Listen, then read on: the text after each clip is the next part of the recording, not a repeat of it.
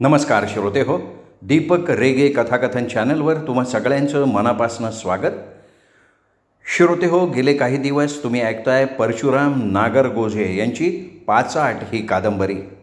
आणि आज या कादंबरीचा शेवटचा भाग अर्थात भाग 10वा. ऊस तोडायला गेलेले सर्व गाडीवान कारखान्याचा पट्टा पाडून गावाकडे आले.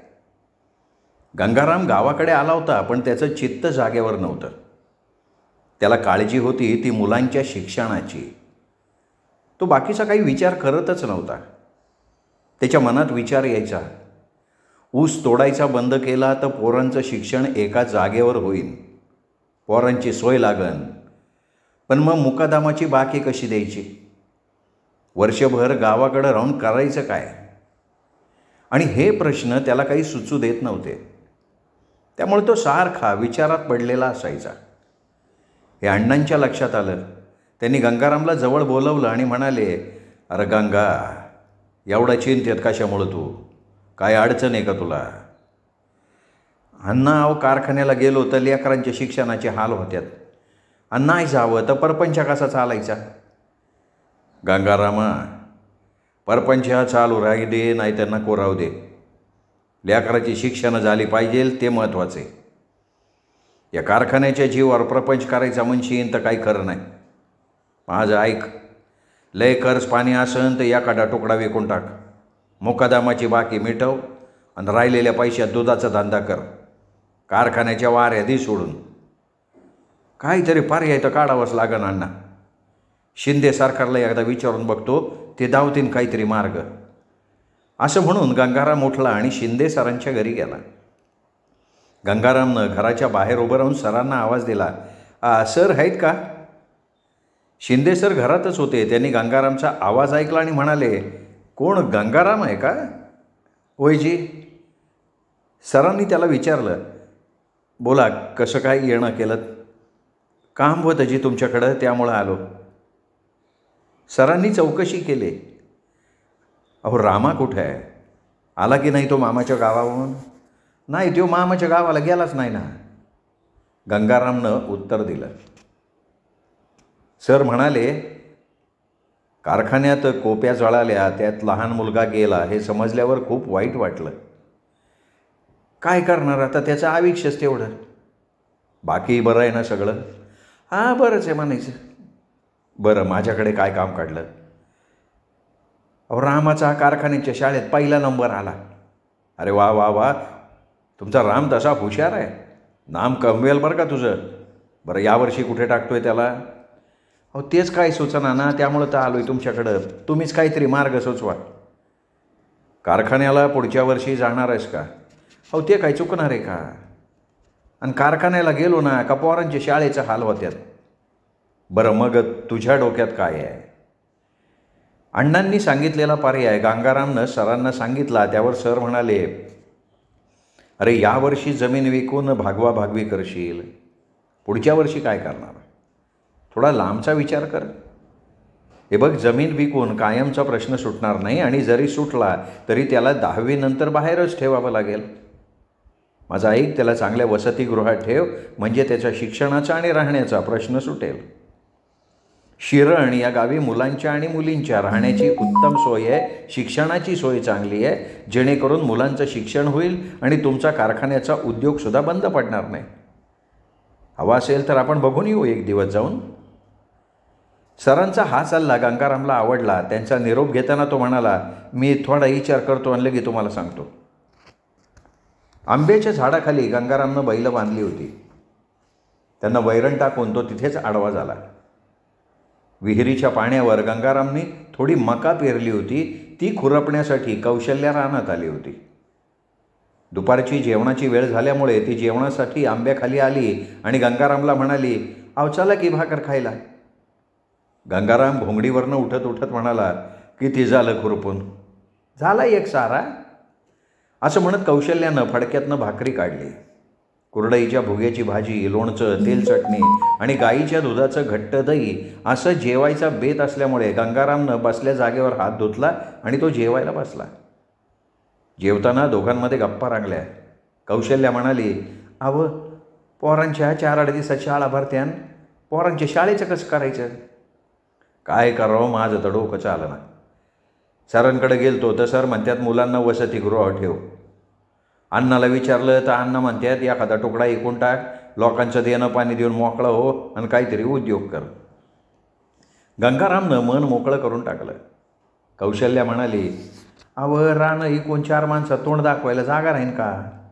2 लेकी आहेत आपल्या पादरात, उद्या त्यांची लग्न कार्य आहे. आतापासून हातपाय गाळलं तर पुढं कसं काय व्हायचं? म्हणतात पोरं वसतिगृहावर ठेवल्यावर बिघडतेत, मग कारखान्याला येऊन काही सुधारतात काय? अगं पहिल्यावाने दिस नाही राहिला आता. सुधारायचं आणि बिघडायचं समजा संगती असतं.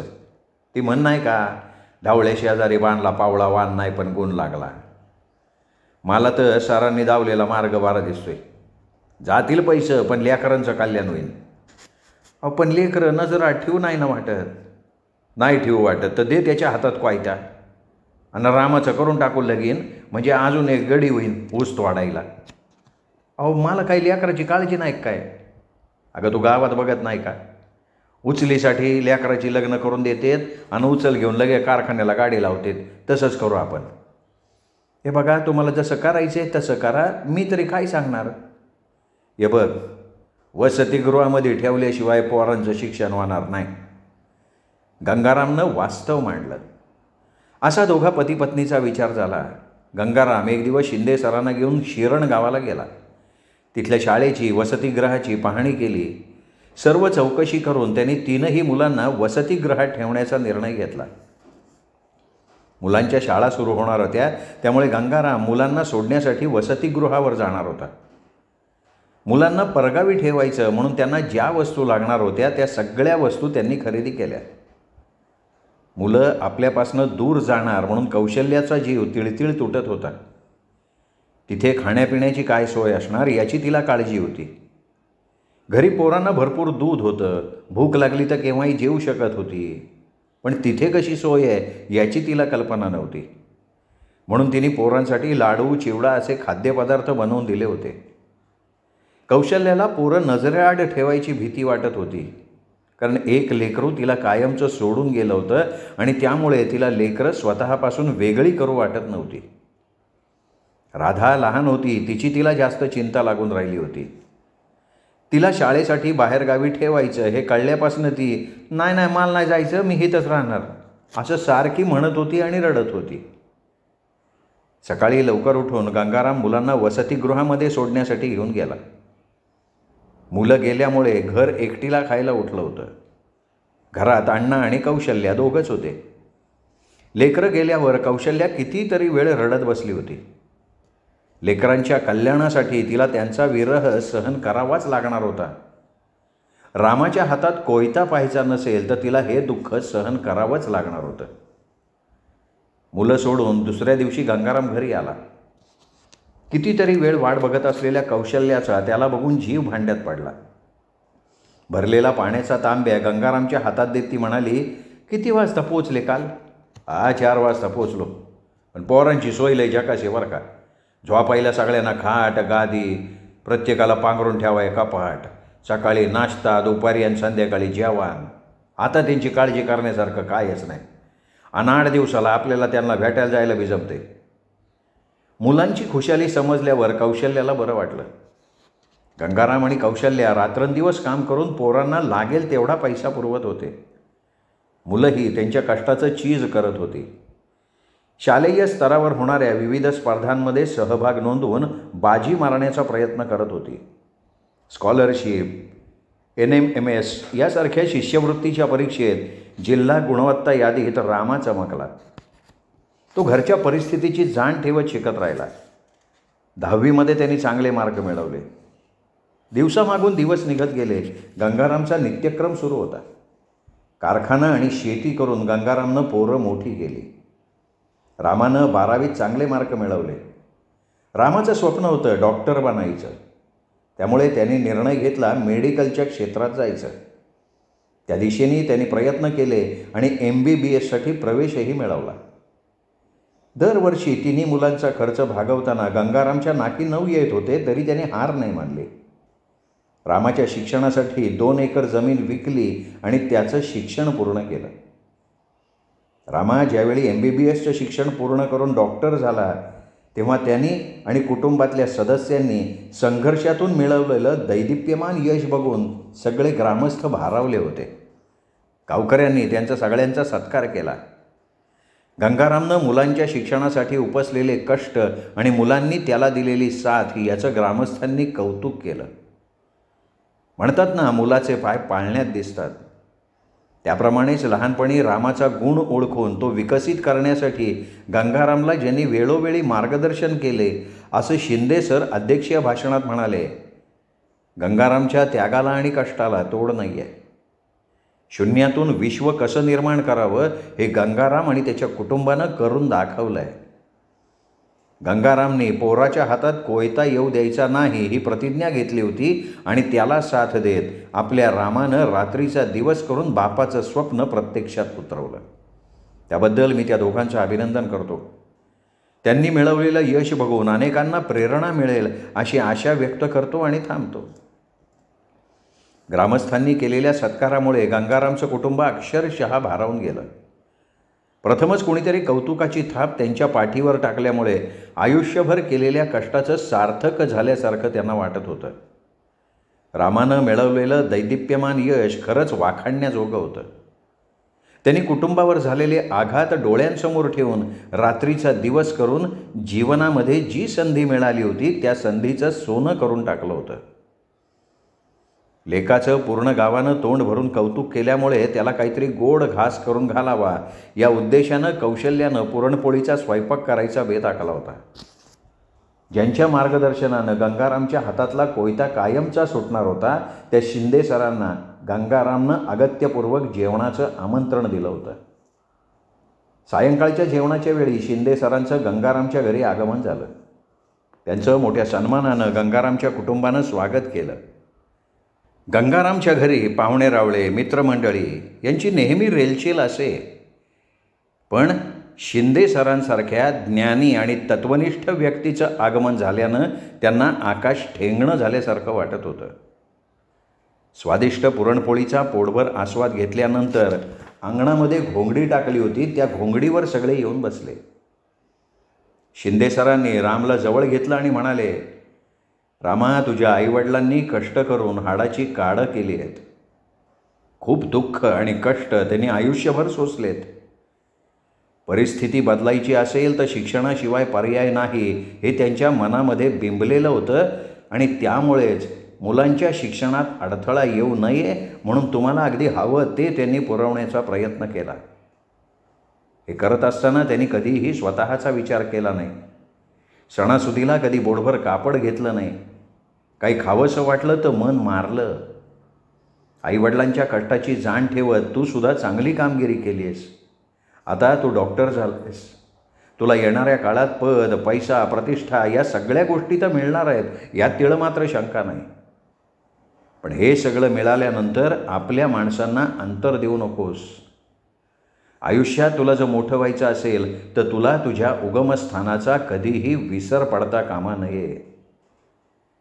ज्यावेळी मनात अहंकार उत्पन्न होईल त्यावेळी तुला तुझ्या उगमस्थानाची आठवण व्हायला हवी आणि मग त्याच वेळी तू जीवनात यशस्वी होशील. जीवनात पैसा कमवून तू आर्थिकदृष्ट्या प्रबळ होशील, पण जनसामान्यांची, गोरगरिबांची, अडल्या नडलेल्यांची सेवा केलीस तर मात्र तुला ते डोक्यावर घेतल्याशिवाय राहणार नाहीत. आयुष्यात खूप मोठा हो, याच तुला पुढच्या वाटचालीसाठी माझ्याकडनं शुभेच्छा. असं म्हणून सरांनी सगळ्यांचा निरोप घेऊन टाकला. सरांनी केलेल्या कौतुकामुळे गंगाराम आनंदात न्हाऊन निघाला होता. त्याचा जीवनाचा उद्देश सफल झाला होता. सर्व सुखदुःखात सावलीप्रमाणे बरोबर असलेली कौशल्या घरकामात मग्न होती. गंगारामनं एकांत बघितला, तिचा हात हातात घेतला आणि प्रेमात येऊन म्हणाला, आता बस की जरा निवांत. अगं कवर तक तक करशील. अहो काम आहे माझ्या मागं. असू दे, काम रोजचंच असते. अगं जरा नवऱ्याकडं बघावं. माझं तर आयुष्य गेलं पण तुला डोळं भरून बघायला टाईमच भेटला नाही बघ. लय कष्ट उपसली आहे हाताने तुझ्या. सदा कदा प्रपंचाचा विचार करत असताना तुझ्याकडं मी कवा बघितलंच नाही. अहो मला तरी कवा तुमच्यासाठी काय करता आले, जलुंभरणीस ती पळपळ. आता तुम्ही तक नाही करायची, आता डॉक्टरचं बाप आहे तुम्ही. अगं मी बाप आहे आणि तू डॉक्टरची आईच आहे की. तुझ्या अंगावर कवा पिवळा मणी नाही घालता आला मला, पण आता सगळं तुझ्यासाठी करायचं. तू आता राजाच्या राणीवाणी राहायचं बघ. असं म्हणून गंगारामनं तिला जवळ ओढून घेतलं. स्वारी आज लयच रांगात आली वाटतं. तुझ्यासारखी बायको असल्यावर रांगात यायला काय लागतंय? लयच कौतुक चाललंय की माझं. अगं तुझं कौतिक रोज करील, पण तू जवळ तर यायला पाहिजे ना. गंगारामने तिला आलिंगन दिलं आणि कौशल्याचं अंग शहारलं. तिच्या चेहऱ्यावर पूर्ण तृप्तीची छटा उमटली होती. सरांचे शब्द रामच्या कानामध्ये रात्रभर गुंजत होते. तो मनात विचार करत होता की सर म्हणतायत ते बरोबर आहे. आपला भाग शैक्षणिक, आर्थिक, आरोग्य, स्वच्छता, शिस्त, व्यसनाधीनता अशा अनेक समस्यांनी ग्रासलाय. मी शिकलो म्हणून माझा आणि माझ्या कुटुंबाचा विकास होईल, परंतु आपल्यासारखी हजारो कुटुंब या विळख्यात अडकलेली आहेत. त्यांच्यासाठी आपण काहीतरी करायला हवं. जिथे विकास नसतो तिथे संधी अनेक असतात आणि या संधीचं आपण सोनं करायला हवं. बाहेर जाऊन सर म्हणतात तसा आर्थिकदृष्ट्या मी प्रबळ होईन, पण या समाजाचं मी काहीतरी देणं लागतो. ज्या मातीत मी लहानाचा मोठा झालो त्या मातीचं ऋण फेडण्याची वेळ आली आहे. बस आता या मातीतल्या माणसांच्या सेवेसाठी आपलं पुढचं आयुष्य समर्पित करायचं. रामानं संकल्पच केला. रामाला दवाखाना उभा करायचं म्हटलं तर खर्च लाखो रुपये. एवढा पैसा आणणार कुठनं? हा विचार गंगारामच्या मनात येत असताना रामा गंगारामच्या जवळ आला आणि म्हणाला, आप्पा मला गावातच दवाखाना चालू करायचा आहे. अरे गावात चालू करून तुझ्या काय पदरात पाडणार? एवढ्या मोठ्या शिक्षणाचा इथं काय उपयोग होणार आहे? बाहेरगावी जाऊन मोठ्या दवाखान्यात नोकरी केली तर पगार बी मोठा भेटन, इथं राहून काय होणार? अहो आप्पा मी कामच असं करीन की बाहेरगावाहून लोक माझ्याकडे येतील. आसपासच्या 5-25 खेड्यात दवाखाना नाही आहे. कित्येक लोकांना वेळेवर उपचार न मिळाल्यामुळे अनेकांचे जीव गेलेत. गरोदर स्त्रियांना वेळेवर उपचार न मिळाल्यामुळे बाळंतपणात त्यांचे मृत्यू झालेत. अशा अडल्या नडलेल्यांची सेवा करण्यात जो आनंद मिळेल ना, तो बाहेर जाऊन पैसा कमवण्यात मिळणार नाही. कर बाबा, तुला काय करायचं ती कर, मला तरी यातलं काय कळतंय. माझं काम होलं तुला हितवर आधार द्यायचं. आता तुला काय करायचे ते कर, मी काय तुझ्या आडी येत नाही. रामानं गावातच एक छोटीशी खोली बघून दवाखाना उभा केला. पेशंटवर योग्य उपचार केल्यामुळे पेशंट पटापटा बरे व्हायला लागले. कमी खर्च आणि गावातच योग्य उपचार होऊ लागल्यामुळे ग्रामस्थांची चांगली सोय झाली होती आणि त्यामुळे आता बाहेरगावी जायच्या भानगडीत कोणी पडत नव्हतं. उलट बाहेरगावचे पेशंट उपचार घेण्यासाठी रामाकडे यायला लागले. पेशंट रात्री बेरात्री कधीही आले तरी रामा कधीच कंटाळा करत नव्हता. येणाऱ्या प्रत्येकावर व्यवस्थित उपचार करून त्यांना योग्य सेवा देत होता. सर्पदंश, गरोदर स्त्रियांचं बाळंतपण अशा केसेस तो योग्य पद्धतीनं हाताळत होता आणि त्यामुळे रामाची गावोगावी ख्याती वाढत चालली होती. बाहेरगावच्या लोकांची ये जा वाढल्यामुळे गावातल्या लोकांना व्यवसाय मिळाला. कोणी हॉटेल उभं केलं, कोणी गाडी व्यवसाय सुरू केला. दवाखान्याचा व्याप वाढल्यामुळे गावातल्या मुलांना दवाखान्यातच रोजगार मिळायला लागला. रामाला गरिबीची जाण होती, त्यामुळे कधी कोणाकडे पैसे असो किंवा नसो तो त्यांच्यावर उपचार करायला कधीही मागे पुढे बघत नसे. उलट गोरगरिबांसाठी विविध प्रकारची गावामध्येच तो शिबिरं भरवायचा. त्यासाठी बाहेरून तज्ज्ञ डॉक्टर बोलवायचा. त्यामुळे पेशंटचे हजारो रुपये वाचायचे आणि पेशंटला योग्य ते उपचार मिळायचे. पेशंटला देव मानून तो त्यांची सेवा करायचा. त्यामुळे पंचक्रोशीतल्या सर्व लोकांना तो आपलासा झाला होता. गावामध्ये कुणीही भेटलं तरी रामाचं गुणगान गात असे. मग गंगारामचा ऊर अभिमानानं भरून येत असे. आज असंच काहीसं गंगारामच्या बाबतीत झालं होतं. गंगारामच्या पडत्या काळात गंगारामला सतत हातभार लावणारा बाजीराव त्याला भेटला होता आणि त्यावेळी तो म्हणाला, अरे मागं जरा तब्येत बिघडली त्यामुळं रामाकडं गेलतो, फरक पडला बरं का ताबडतोब, पण त्यांनी पैसेच नाही घेतले. लय माणुसकी आणि लय गरीब पोरगा बरं का, वर नजर करून सुद्धा त्यांनी बघितलं नाही. मला सांग, आजकालच्या काळात कोण एवढी गरिबीची जाण ठेवतो? एवढा मोठा डॉक्टर झालाय पण माणूस जमिनीवर चालतोय राव. लय गुणवान लेकरू हे बघ बाबा, तुझं लय मोठं होणार, गावाचं नाव कमिवल्याशिवाय राहणारच नाही त्यो. गंगाराम मनात विचार करायला लागला. स्वप्नात वाटत नव्हतं असं दिस बघायला मिळतील म्हणून.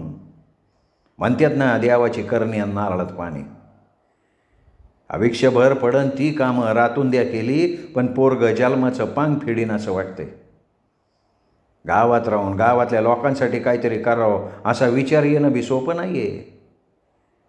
आहे त्या परिस्थितीत समाधान मानून लहानाचा मोठा गडी झाला तरी पापणी वर करायची ताकद नाही होत त्याची. सगळं गाव गुणच गात आहे त्याचं. त्याच्या मागं 2 पोरींचं कल्याण झालं म्हणजे आपल्या मागचा ताणच गेला. असा विचार त्याच्या मनामध्ये सुरू असताना गंगाराम घरी आला. गंगारामला बघताना कौशल्या म्हणाली, काय आले का फिरून? का काय झालं? अहो सकाळी बाहेर गेलेला माणूस 12 वाजता घरी येते.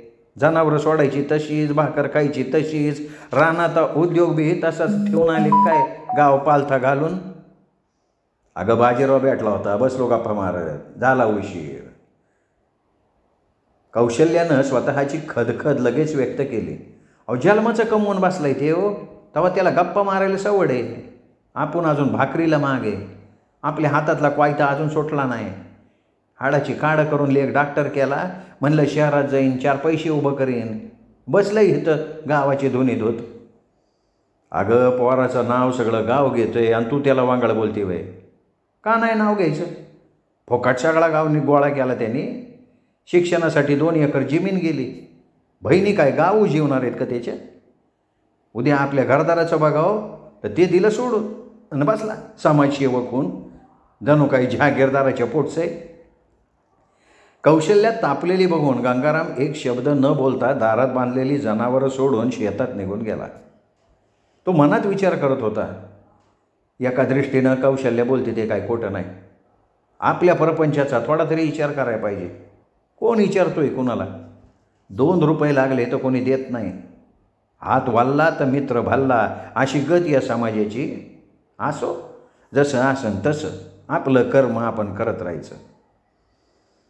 पावसाळा सुरू होता. सर्वत्र साथीचे आजार सुरू झाले.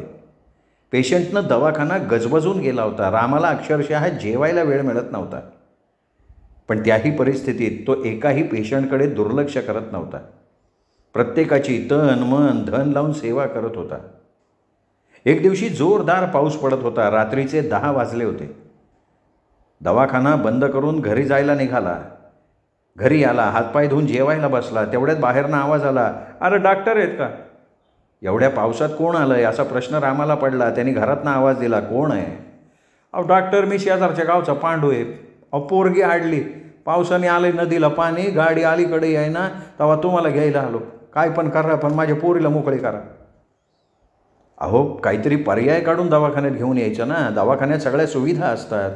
घरी कशी डिलिव्हरी करणार? पाऊस किती पडतोय, जायचं कसं? हे बघा डॉक्टर, नाही म्हणू नका, तुमच्या पाया पडतो. अहो 2 जीवाचा प्रश्न आहे. ठीक आहे, थोडं थांबा. बॅगमध्ये आवश्यक असणारं सगळं साहित्य आणि औषधं तो भरायला लागला. कौशल्याने ते बघितलं आणि विचारलं, अरे तुला भाकर नाही खायची का? आल्यावर खातो. आणि असल्या पावसात कसं जायचंस? आहेत ते बरोबर, जाऊ हळूहळू.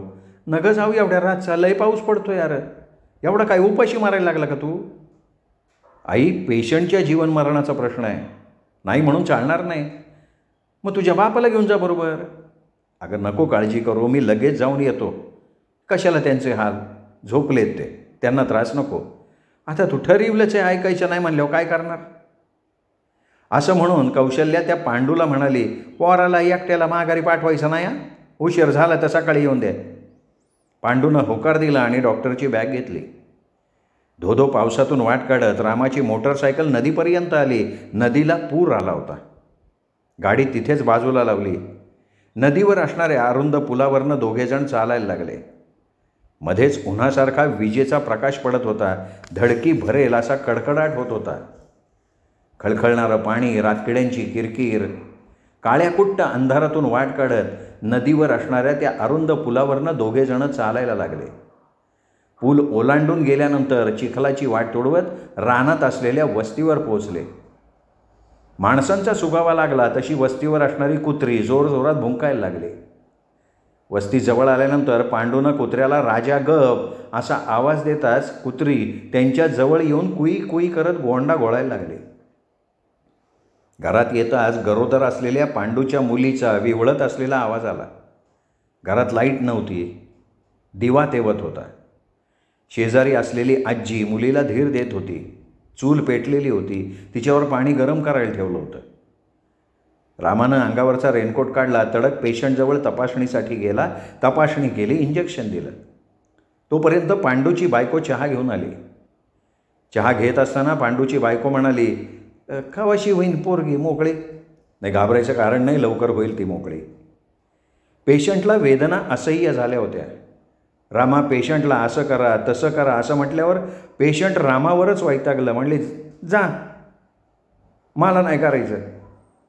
जवळपास 1 तास असह्य वेदना सहन करून पांडूच्या मुलीनं एका गोंडस मुलीला जन्म दिला. सर्व काही व्यवस्थित पार पडल्यामुळे सर्वांचे चेहरे आनंदानं उजळले.